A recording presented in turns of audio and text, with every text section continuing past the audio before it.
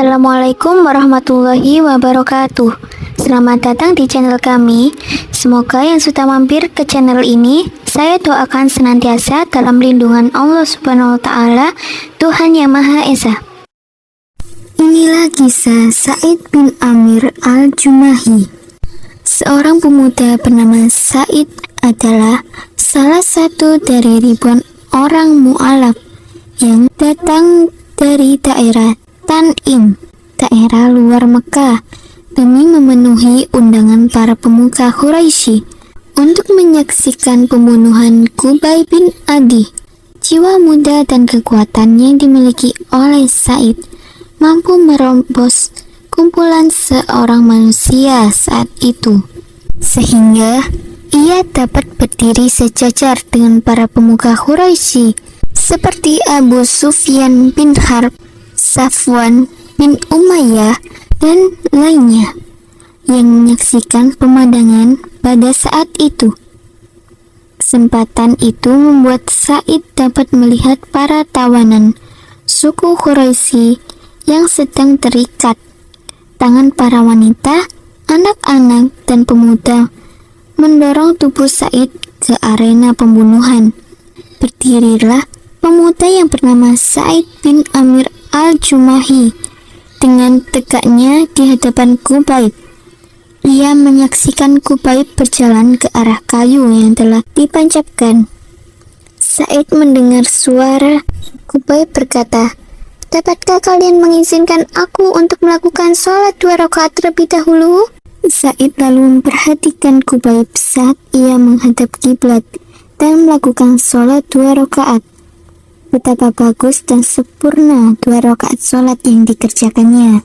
Sa'id menyaksikan mereka memotong setiap bagian tubuh Qubay sambil berkata kepadanya, "Apakah kau ingin Muhammad menggantikanmu di posisimu saat ini? Engkau akan selamat karenanya."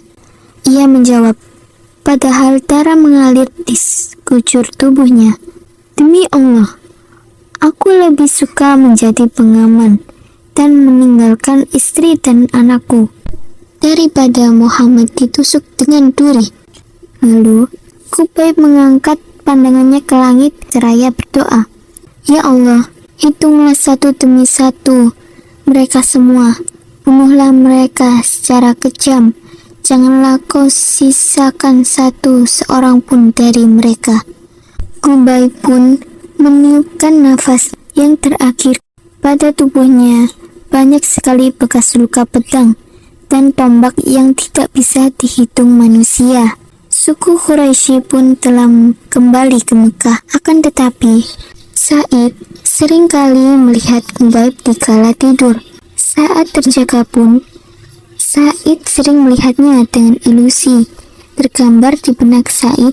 Saat Qubay melakukan sholat 2 rakaat yang begitu tenang, Sa'id mendengar gerakan suara Qubay di telinganya saat Qubay berdoa untuk kehancuran suku Quraisy.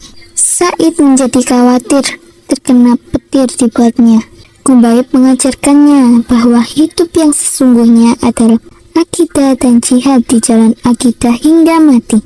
Qubay juga mengajarkannya bahwa pria yang dicintai oleh sahabatnya dengan cinta seperti ini tiada lain adalah seorang nabi yang didukung oleh langit. Pada saat itu pula Allah Subhanahu wa Ta'ala melapangkan dada Sa'id bin Umair untuk memeluk Islam. Sa'id turut ikut berhijrah ke Madinah dan ia senantiasa mendampingi Rasulullah SAW. Ia pun turut dalam perang Khaibar dan perang-perang lainnya setelah itu. Setelah Nabi Muhammad SAW kembali ke haribaan Tuhannya, Sa'id menjadi pedang terhunus bagi khalifah pengganti Rasulullah, yaitu Abu Bakar dan Umar. Kedua khalifah Rasulullah SAW mengetahui dengan baik kebenaran dan ketakwaan yang dimiliki oleh Sa'id. Mereka berdua sering mendengarkan dengan serius setiap nasihat dan ucapan Sa'id. Sa'id mendatangi Umar saat Umar baru menjadi khalifah. Sa'id berkata kepadanya, "Ya Umar, aku berwasiat kepadamu agar engkau takut kepada Allah dalam urusan manusia. Dan janganlah engkau takut kepada manusia dalam urusan Allah. Ucapanmu, jangan pernah menyalahi perbuatanmu, sebab ucapan yang terbaik adalah yang dibenarkan oleh perbuatan. Ya Umar, perhatikanlah dengan baik orang yang telah Allah percayakan kepadamu urusannya dari kaum muslimin, baik mereka yang jauh ataupun yang dekat. Cintailah mereka sebagaimana engkau menyayangi dirimu dan keluargamu. Buatlah mereka membenci apa yang engkau dan keluargamu benci.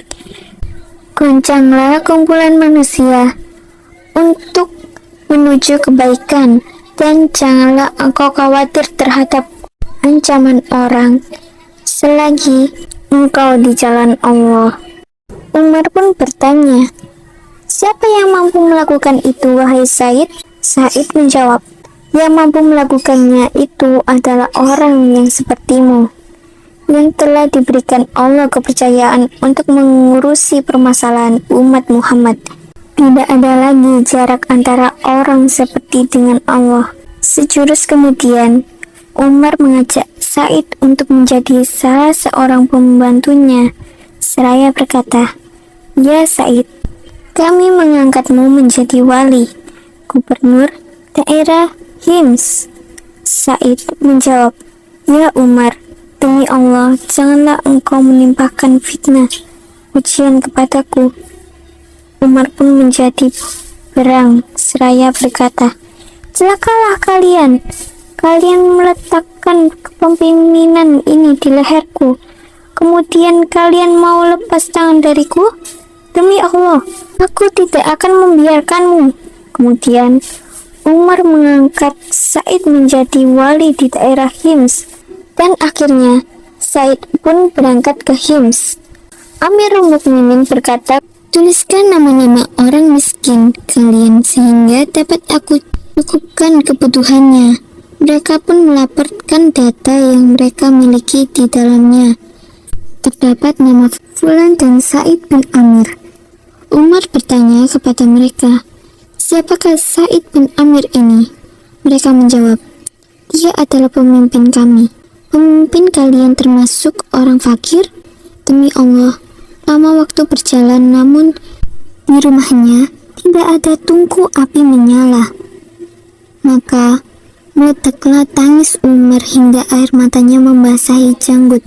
Kemudian beliau mengumpulkan uang sebanyak 1.000 dinar dan ditaruhnya dalam sebuah ikatan seraya berkata, "Sampaikanlah salamku padanya dan katakan padanya bahwa Amirul Mukminin mengirimkan uang ini untukmu agar semua kebutuhanmu tercukupi." Datanglah utusan tadi kepada Said dengan barang bawaannya. Said melihat bungkusan itu dan ternyata di dalamnya terdapat banyak uang dinar. Ia menolaknya seraya berkata, "Innalillahi wa inna ilaihi raji'un." Olah, ia terkena musibah. Lalu datanglah istrinya dengan tergesa-gesa sambil bertanya, "Ada apa Said? Apakah Amirul Mukminin telah wafat?" Said menjawab, "Bahkan lebih dahsyat dari itu. Dunia sudah merasuki diriku untuk merusak akhiratku, dan kini fitnah sudah menyebar di rumahku." Istrinya berkata, "Kalau begitu, campakkan saja hal itu." Padahal istrinya tidak tahu tentang uang dinar tadi. Maka Said mengambil uang dinar tadi dan ia membagikannya dalam beberapa bungkusan. Kemudian ia bagikan kepada kaum muslimin yang fakir. Bagaimana pendapat kalian tentang Amir, pemimpin di sini? Mereka mengadukan keluhan kepada Umar dan mereka menyebutkan 4 kekurangan Amir. Setiap satu masalah lebih besar dari lainnya. Umar berkisah, "Maka aku pun mengumpulkan Amir mereka, yaitu Said bin Amir, dengan orang-orang tadi. dan aku berdoa kepada Allah agar dugaanku tidak dibuat salah, karena aku menaruh kepercayaan yang besar kepada Said. Saat mereka dan pemimpinnya sudah tiba menghadapku, aku bertanya, "Apa yang kalian keluhkan dari amir kalian?" Mereka menjawab, "Ia tidak keluar bekerja sehingga hari sudah amat siang." Aku bertanya, "Apa komentarmu dalam hal ini, ya Said?" Ia terdiam sejenak lalu berkata, "Demi Allah, tadinya aku tidak mau mengatakan hal ini. Namun, karena ini harus disampaikan, maka aku pun akan menceritakannya. Aku tidak punya pembantu di rumah. Setiap kali aku bangun di pagi hari, maka aku harus menumbuk gandum buat keluargaku. Kemudian, aku harus mengaduknya dengan perlahan sehingga ia menjadi ragi. Lalu aku buatkan roti untuk keluargaku. Kemudian aku berwudu dan keluar untuk mengurusi permasalahan manusia." Umar bertanya, "Lalu apalagi yang kalian keluhkan terhadapnya?" Mereka menjawab, "Ia tidak mau melayani seseorang pun pada waktu malam." Umar bertanya, "Apa komentarmu dalam hal ini, wahai Said?" Ia menjawab, "Demi Allah, sungguh aku juga sungkan untuk menceritakan hal ini. Aku telah membagi waktu siangku untuk berkhidmat dalam urusan mereka, dan waktu malamku untuk Allah Subhanahu wa Ta'ala." Umar bertanya lagi, "Apalagi yang kalian keluhkan darinya?" Mereka menjawab, "Ada satu hari dalam sebulan di mana ia tidak keluar untuk mengurusi kami." Umar pun bertanya, "Apa maksudnya ini, wahai Said?" Ia pun menjawab, "Aku tidak memiliki pembantu, wahai Amirul Mukminin, dan aku tidak memiliki baju kecuali yang sedang aku pakai ini. Aku mencucinya sebulan sekali, dan aku menunggunya hingga ia kering, dan pada penghujung hari baru aku dapat keluar menemui mereka." Umar bertanya lagi, "Apalagi yang kalian keluhkan darinya?" Mereka pun menjawab, "Seringkali ia hilang kesadaran, sehingga ia tidak mengenali orang yang berada di sekelilingnya." Umar bertanya, "Apa maksudnya hal ini, Said?" Lalu Said menjawab, "Aku menyaksikan pembunuhan Qubayb bin Adi. Pada saat itu, aku musyrik, dan aku melihat para penduduk Quraisy memotong bagian jasadnya, dan mereka bertanya pada Qubayb, 'Apakah kau ingin Muhammad menggantikanmu di sini?' Ia menjawab, 'Demi Allah, aku tidak suka merasa aman dengan istri dan anakku, sedangkan Muhammad dicucuk dengan duri. Dan aku selalu teringat akan hari itu, dan mengapa aku tidak menolongnya sehingga aku menduga bahwa Allah tidak mengampuniku. Maka aku pun hilang kesadaran karenanya." Saat itu Umar langsung berkata, "Segala puji bagi Allah yang telah membuat dugaanku kepadanya tidak rusak." Kemudian Umar mengirimkan 1000 dinar untuknya agar dapat memenuhi segala kebutuhannya. Begitu istri Said melihat uang tersebut, maka ia berkata, "Segala puji bagi Allah yang telah mencukupkan kami lewat khidmat yang telah Kau berikan.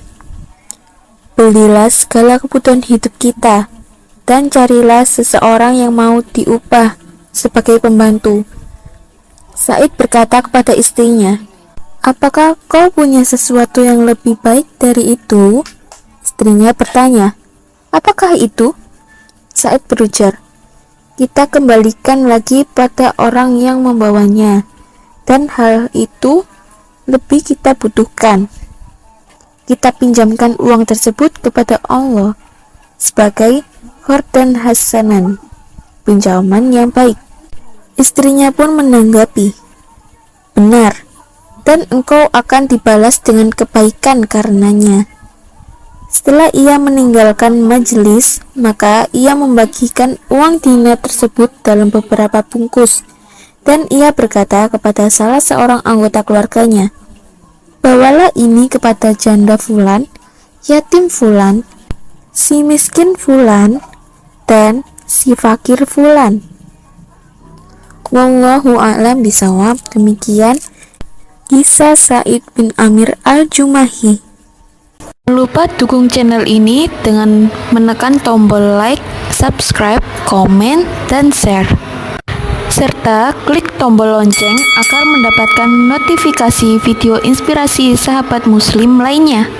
Sampai ketemu di video kisah inspirasi lainnya. Wassalamualaikum warahmatullahi wabarakatuh.